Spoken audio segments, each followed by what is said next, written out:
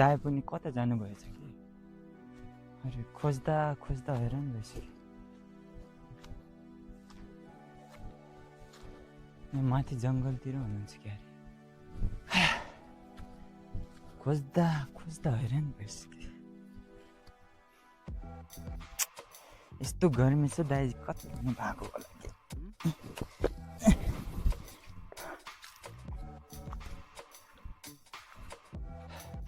अरे दाइ त यहाँ ध्यानमा पो हुनुहुँदो रहेछ।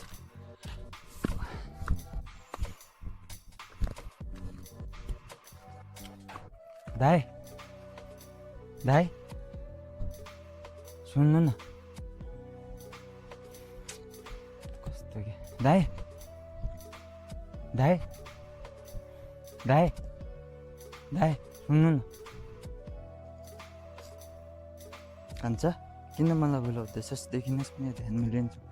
मलाई पनि सिकाउनु न, तपाईँ जस्तै बन्नेर हट्छ कि। ल हुन्छ घरमा आएर सिकाउँछु। ल अहिले त जा त। ल हुन्छ दाइ म अहिले घरमा जान्छु। चाँडै आउनु है। ल बिहान छिटै सकेर आउनु होला। जा जा ल।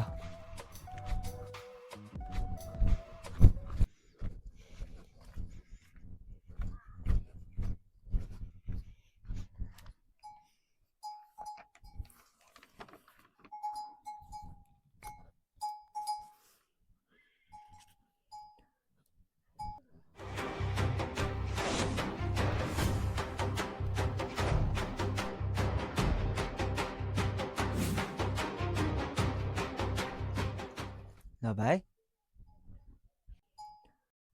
म आइसकेँ है। ध्यानबाट अहिले आइएको। तिमीलाई अब अघि सिकाउँछु भनेको थिएँ होइन? ल तिमी तयार हौ त? हुन्छ दाइ भित्र गरेर गरौँ। ल भित्र सिकाउन। ल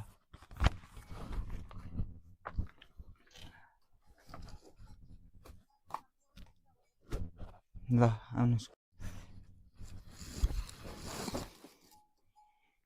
ल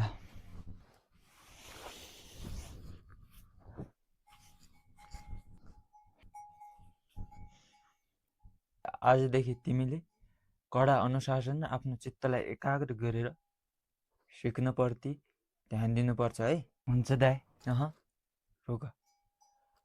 अबदेखि तिम्रो म दाइ होइन, सिकाउने बेलामा अब तिम्रो गुरुदेव भइसक्यो। त्यही भएर गुरुदेव भनेर मात्र सम्बोधन गर है।